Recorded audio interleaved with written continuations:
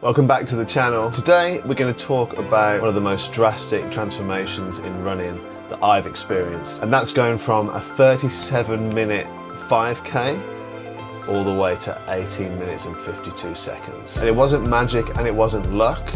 I've thought about three fundamental things that I feel I did very carefully and right that allowed me to get that sub-19 goal. So if you find yourself stuck in a bit of a plateau or you're just struggling with a bit of self-motivation, hopefully these three things can dial you in to achieve your PB. Now, a couple of really important things to note. I didn't go from the couch to a sub-19 5K. I was active, I was playing football, I was mountain biking, so I've been quite active most of my life. So for someone who hasn't been active and you're going straight from the couch, you'll need to build up to achieving any time on a 5K. And the other thing I want to make very clear, the 37-minute run that I did was up a hill. We live right in the middle of the South Downs Way National Park.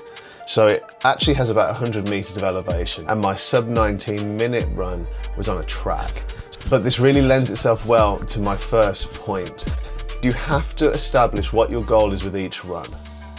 Running up hills is fine, and I chased a 5K PB up that hill many times. It wasn't until I started really focusing my attention on what was important with each training run when I actually dialed in my method of how to go about achieving those PBs.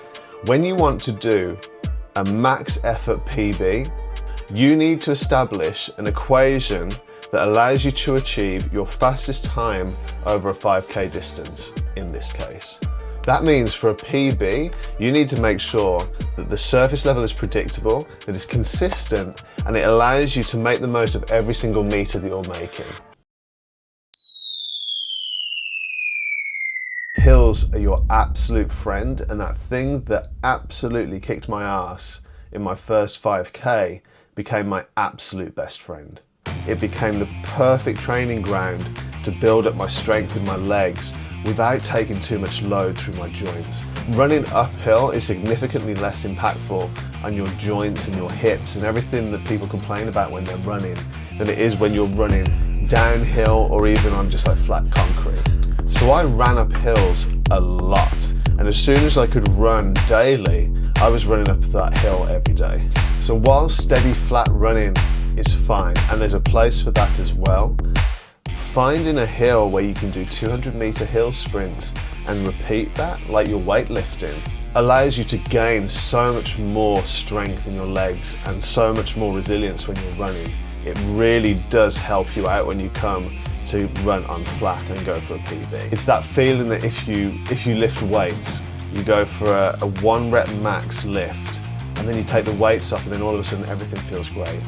That's what it's like running on a track, doing 5K when you've been training on a hill. So hill running recruits more muscle fibers than flat running, specifically those in the glutes and the hamstrings.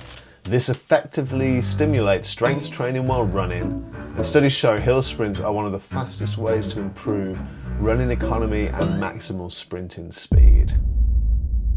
My next point is going to be about nutrition. Now, there's a lot of information out there about your macros, what exactly you should be eating, tracking, and I'm now at a period where I don't track and I'm achieving PBs and achieving runs that I wasn't achieving before. That isn't a direct influence of not tracking my food, but it's certainly allowed me to refocus my attention on the things that matter the most to me, which is just strength training, getting as much volume as I can, resting, sleeping, and eating well.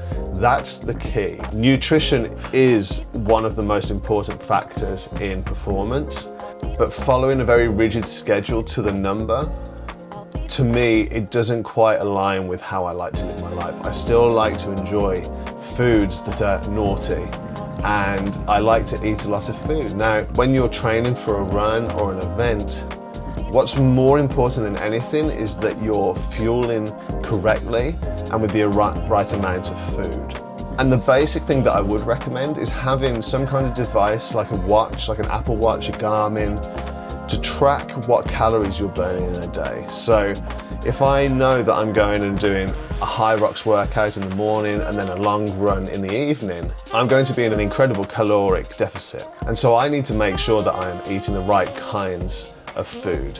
So that day would be a very high carb day, for example.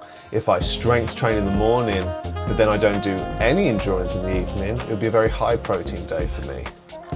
And it's just about learning what foods work really well for your body, what foods you enjoy, trying to eat foods that have as little ingredients in as possible. So you're eating very natural, wholesome food. I am no angel when it comes to eating highly processed foods. I love to enjoy the naughty stuff as well. I think it's finding a balance that works for you. And speaking of nutrition, I think it's time I grab a coffee. I think coffee is another good example of something that not everybody would agree with or say that you should have. It's another good example of just understanding what you enjoy, what your body likes, what kind of aids your day to day. And I'm not saying a caffeine hit should aid your day to day, but if you really like something, I don't think you have to deny yourself. Then we just become a slave to our training programs, and that's absolutely fine if you're training for the Olympics, but for most of us, we're just trying to get through our day to day, build our strength up, be the best versions of ourselves. And I think it's really important to remember that and not get too obsessed with the things that don't really matter. Just have what you want. Just do it in moderation so that you know that when you have those naughty things, they're a treat and not the norm.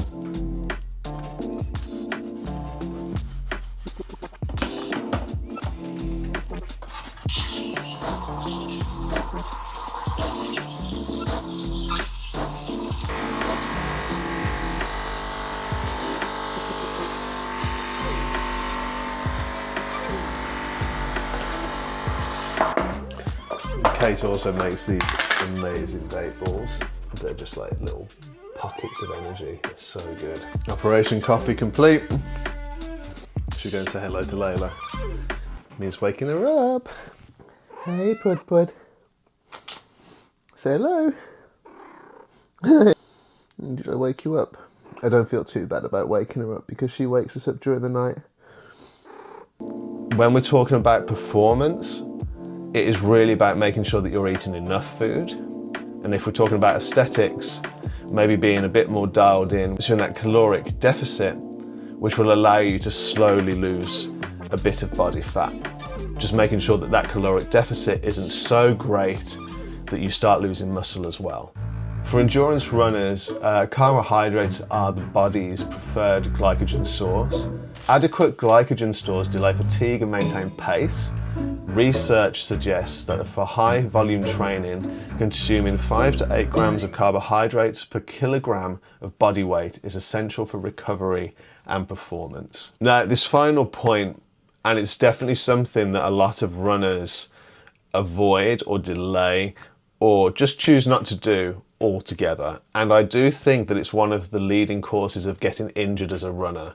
Runner's knee, hip problems, back problems, all those things. Tightness in the hamstrings and the glutes. You can fight back against all those potential injuries by strength training. And I'm not talking bicep curls, aesthetic type of training that gets you looking jacked.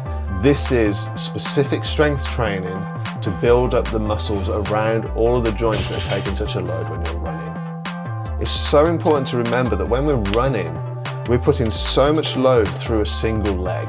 And just think about this. Every time your leg hits the ground while you're running, your body is absorbing 2.5 to 3 times your body weight through a single leg. And if you're not strong enough, that force goes into your tendons and your joints. This is why so many people get injured running. It's so important to strength train around that to allow yourself to deal with it. Compound lifts like deadlifts, squats are all great, but I also really love single leg movements like Bulgarian split squats, lunges of any kind. I'm favouring sandbag lunges at the moment because it allows me to practice the high rocks movement. And you don't need to go into the gym every single day doing this either. 2 times a week, just building up the strength in your legs will give you so much more power when you're on the track or running up a trail. What's hilarious is running is really a series of single leg hops. So building muscles in the glutes, in the hamstrings, in the calves are really going to help you just to cope with that pressure. Studies show that a consistent strength routine can improve running economy by up to 8%, meaning you lose less oxygen to run at the same pace. Targeting the hip abductors and external rotators, like through clamshells and band work, is vital for stabilizing the pelvis and preventing common overuse injuries like runner's knee. And so there you go. Those are my 3 secrets to how I dropped almost 20 minutes off my 5K PB. It was a combination of high intensity hill training, good nutrition, and fundamental strength training. It was tough, but if I can do it, you can do it. Start by just changing up the track, get off the elevation to get your PB and see where you're sitting with that. Then go back on the trails and hit the hills to build up your strength. If this video helped, hit that like button. Subscribe to the channel if you want to continue seeing running tips and just my general day-to-day in training. And let me know in the comments, what's your 5K goal? What is your 5K PB? I'd love to know what you guys are achieving. There are some incredible runners out there. And if you're just getting started on your journey, I'd love to be there to see how you progress.